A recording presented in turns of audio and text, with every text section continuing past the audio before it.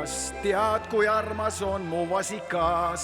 Meie elame ka siin. Ja mina olen Eesti suurim. Ei nad tea ja sellepärast just Tule meile külla.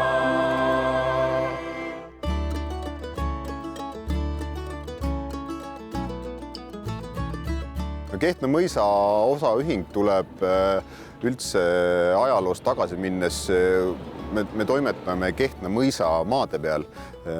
Vahepeal oli Nõukogude Liit, siis oli suur näidissovhoos tehnikum, siis oli Kehtna riigimajand ja siis 1993. aastal siis Kehtna riigimajand erastati kohalike inimeste poolt ära ja tehti OÜ.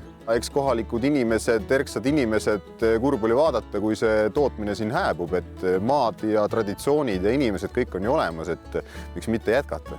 Meie põhiline tegevus on ikkagi piima tootmine ja kõrvalarudena on meil väike lihatööstus ja õnnelike õrrekanade munade tootmine. Ja pidevalt on siis, ütleme, seda lihatööstust tuunitud kuni sinnamaani, et täna lisaks lihtsale poolsuitsuvorstile saab ka erinevaid sinke ja keeduvorste ja erinevaid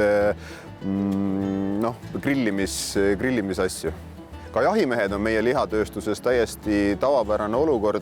Kui on jahihooaeg, siis on loomulik protsess, et meie lihatööstuses ka töödeldakse ulukaid. Kui eestlane saab rikkamaks ja teadlikumaks, siis ta tahab midagi muud, mis on võib-olla kvaliteetsem ja siinsamas koha peal toodetud kuni sinnamaani välja, et see seeme on siin mulda pandud, söödetud sellele loomale sisse ja kuni lõpuni välja.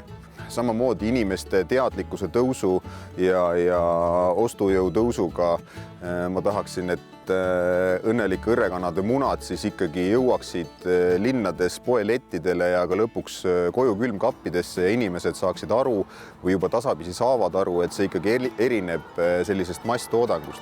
Meie toodang ongi sealt alates, et me paneme selle seemne mulda, kasvatame selle sööda, ise jahvatame, ise paneme neile ette, ise korjame need munad kokku, ise pakendame ja toome linna kohale ja meie toodang on alati värske, meil ei ole tohutuid laovarusi, vaid meie toodang on kogu aeg ratastel põhimõtteliselt. Sisimas ma tunnen, et ma tahan ikkagi linnainimesele selgeks teha, mis me siin maal teeme ja et see piimahind ei tohi olla odavam kui veehind. Linnainimesed saavad näha, kuidas me toodame piima otsast lõpuni, kuidas sünnib vasikas, kuidas me nendele toitu kogume, kuidas see lehm lüpsma hakkab, mis selle jaoks üldse tegema peab, et ta lüpsma hakkab ja mis see kogu täisring tähendab.